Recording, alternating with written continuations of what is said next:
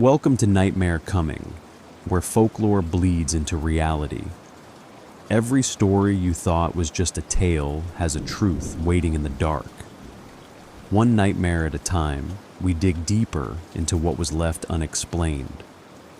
If you dare to question what's real, like subscribe and share the story that still haunts you, then let's step into tonight's nightmare. I used to drive long stretches through the empty backroads between counties.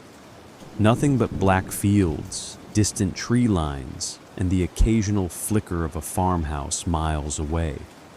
It was one of those nights, the kind where the horizon melts into the sky and you lose all sense of distance, when I realized my fuel gauge was sinking fast. The map said the nearest town was 30 miles back. I should have turned around, but then, through the windshield haze, I saw the flicker of a neon light, a gas station sign glowing faintly red, its letters half burned out. The place looked old, older than the road itself.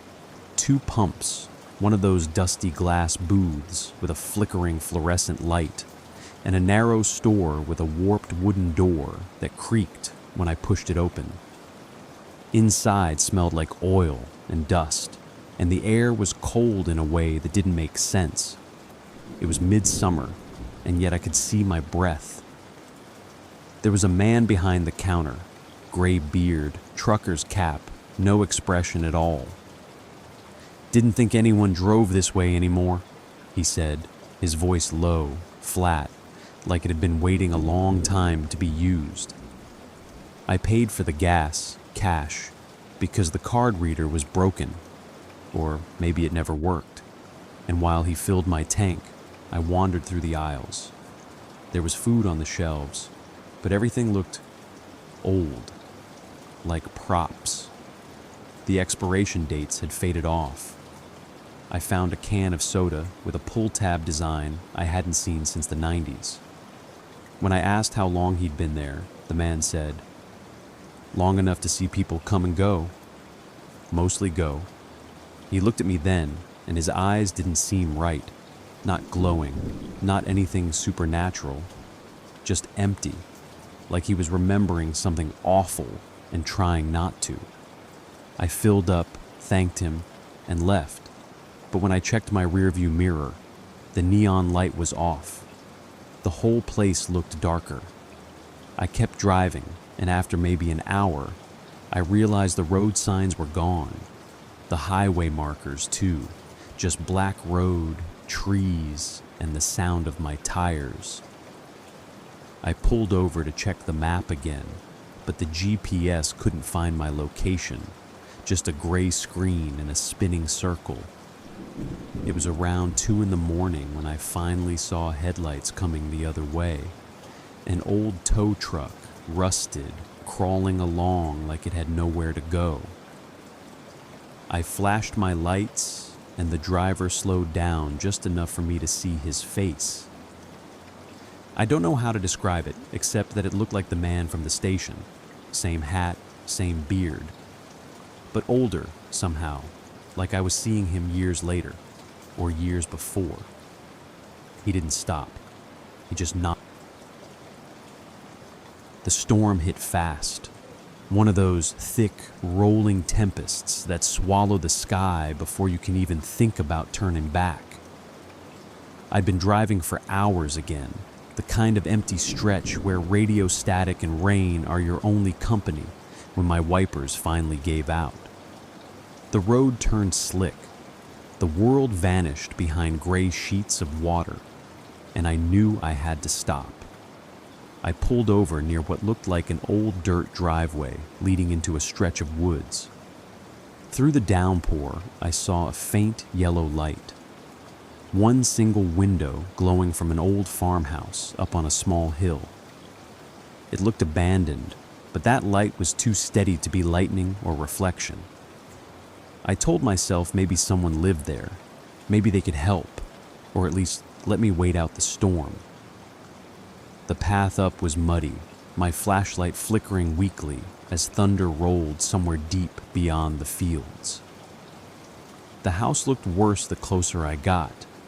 Paint peeled down to splinters, one shutter hanging loose, porch boards warped and soft under my feet. When I knocked, no one answered, but the door creaked open a few inches, and the smell that drifted out was old wood, dust, and something faintly sweet, like apples gone bad. I called out, but the only reply was the groan of the wind through the beams. Inside, the light came from a lamp upstairs, not the kind that would run on batteries, one of those old ceramic lamps with a pull chain still glowing a weak yellow. I shouted again, climbed the stairs slow, careful of every step. The upstairs hall had 5 doors. 4 were open, dark inside.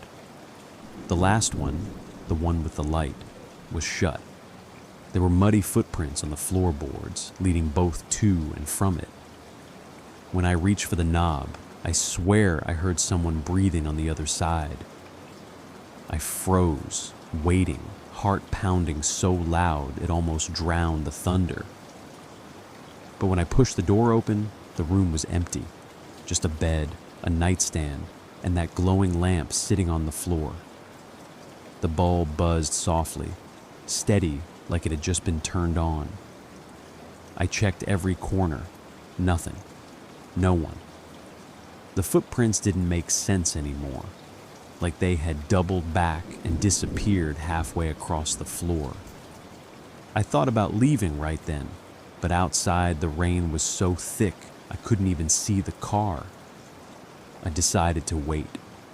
I sat on the floor against the wall, trying not to stare at that light. After a while, I must have dozed off, because when I opened my eyes again, everything was dark. The lamp was off, and there was a soft sound coming from the hallway.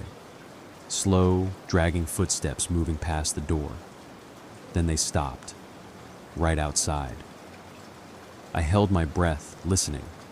There was a click, and the lamp flicked on again, by itself. But the light wasn't yellow anymore. It was white, cold, like a hospital light. And in the reflection of the glass bulb, for just a second, I saw a face behind me. Not clear, not close, just there, watching. I spun around, but the room was still empty. I didn't stay another minute. I ran through the rain, nearly slipping in the mud, half expecting to see someone following.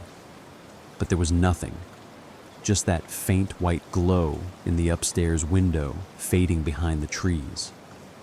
When I finally got back to the car, I was shaking so badly I dropped the keys twice. The headlights caught the farmhouse one last time, and I saw something I can't explain. The window that had been lit upstairs. It was gone, not dark, just gone. The wall was solid, no frame, no glass, nothing. I drove off fast, following the road until the storm broke and the world started to look normal again. But when I looked back in the rearview mirror, the reflection of that farmhouse still had a light in the window, flickering softly, like it was watching me leave. Sometimes I wonder if it ever turned off. The diner sat just off the old state road, the kind of place that looked like it hadn't served anyone in years. Faded sign, cracked parking lot, windows coated in grime. I wouldn't have stopped if I hadn't been running on nothing but caffeine and nerves after that night in the farmhouse. The storm had passed, but the sky was still the same dull gray, the kind that makes you feel like time's stopped moving. I pulled in mostly to catch my breath. When I stepped inside, the air was thick with dust and silence. The booths were ripped, the counter chipped, but there was something oddly clean about it, like someone still came in to sweep now and then. On the far end of the counter, I saw an old tabletop radio, black plastic, one of those heavy ones from the 70s, It was the only thing that didn't have a film of dust on it. I turned the dial just to see if it worked, expecting static, but instead, a faint hum came through. Then a voice, low, soft, and familiar in a way that made my skin tighten. It said my name, just once, clear as day. I froze.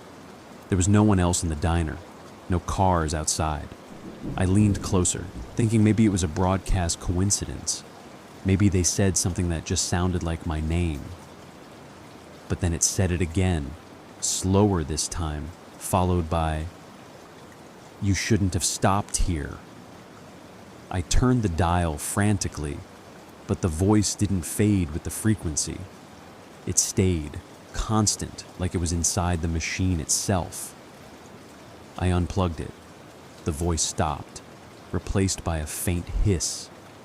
I laughed nervously to myself, trying to rationalize it.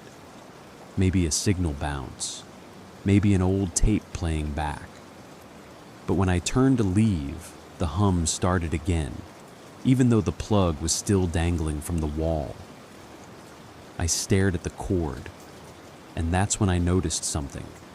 There was no outlet where it should have been. Just a hole in the paneling, like someone had torn it out. The voice came back, whispering now, softer, almost pleading. "Please don't leave." The sound wasn't coming from the radio anymore. It was echoing faintly through the room, like it was in the walls. I felt a vibration in the counter under my hands, a slow, rhythmic pulse that matched my heartbeat. I backed away, heading for the door, but something made me stop. I wanted to see if it would say more. I asked stupidly, "Who are you?" The voice paused, then said, "You already know." It sounded tired, sad, almost. I don't remember running to my car, but I remember slamming the door, fumbling for the ignition. As I drove off, the diner lights flickered once, though I never saw any power lines run into it. I didn't stop driving until the road split, and I hit a gas station on the edge of the next town. Not Crawford's this time, a real one, with people and noise and a working clock. I tried to laugh it off, but the attendant gave me a strange look and said, "You okay, man?" "You've got something on your neck." When I checked the mirror, there were faint red marks along the side, thin, curved, like someone had pressed cold fingers there. I didn't tell him what happened, didn't tell anyone.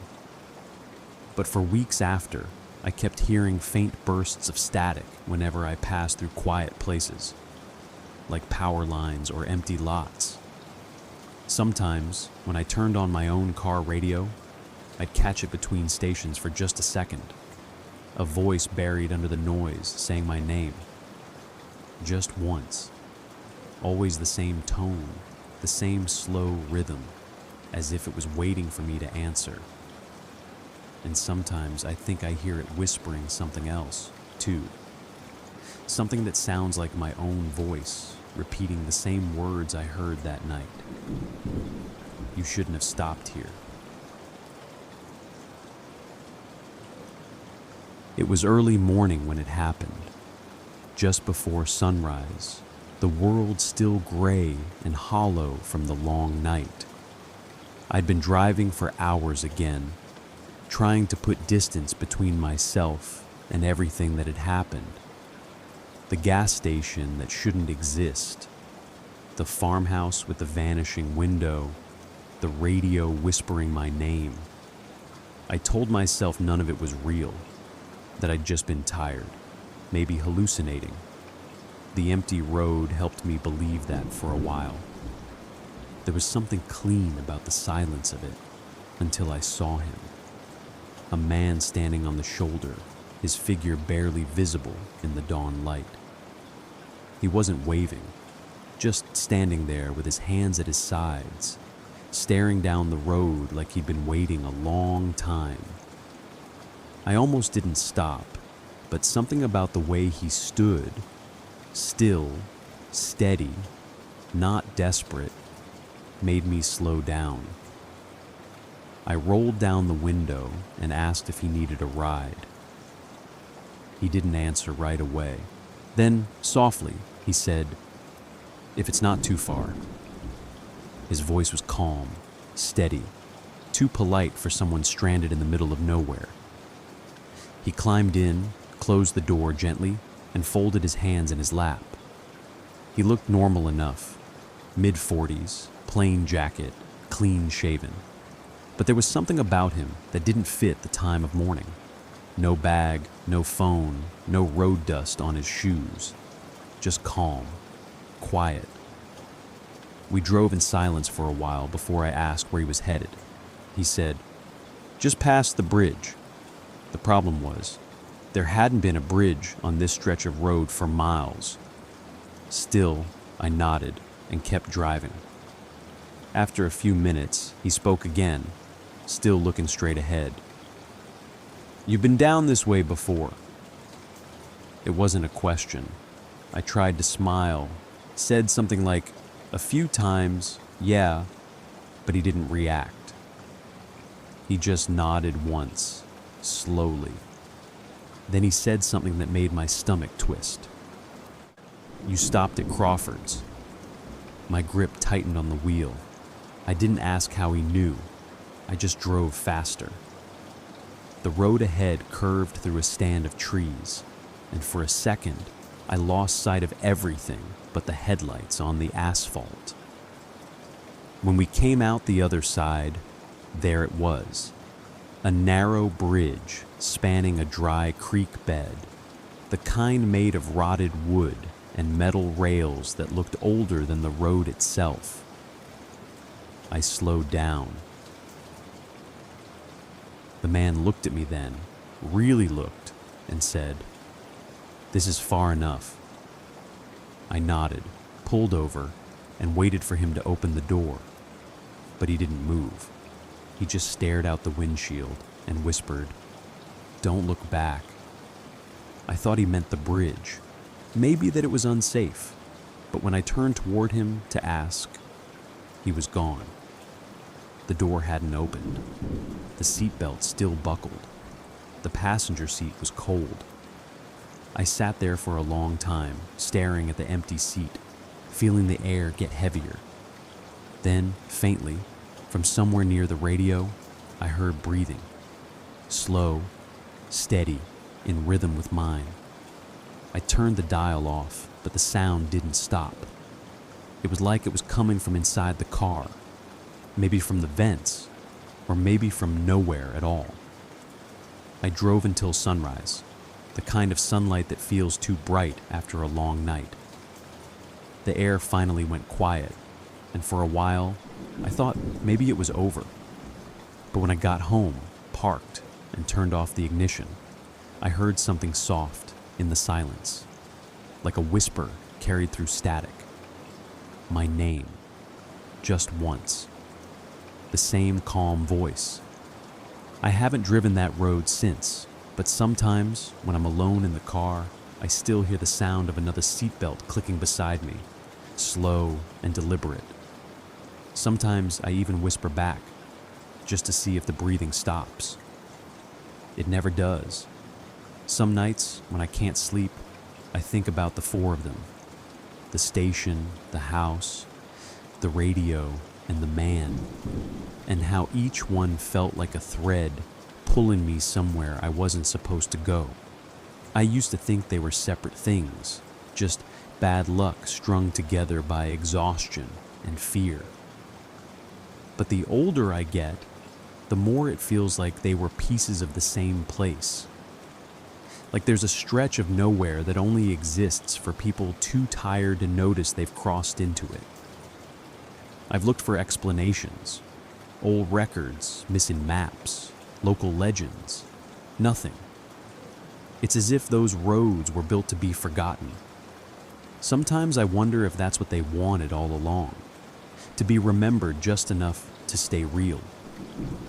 When I drive now, I keep the radio off, the tank full, and the windows closed no matter how still the air gets. But every so often, when the night is too quiet and the road feels too empty, I catch a reflection in the mirror, a faint red glow, a flicker of white light, or the outline of someone sitting perfectly still beside me. That's when I whisper the same thing every time. You can rest now. It never answers. The world feels normal again, but maybe that's the trick. Maybe I never made it out of that last drive. Maybe I'm still somewhere on that road, headlights cutting through the fog, chasing a dawn that never really comes.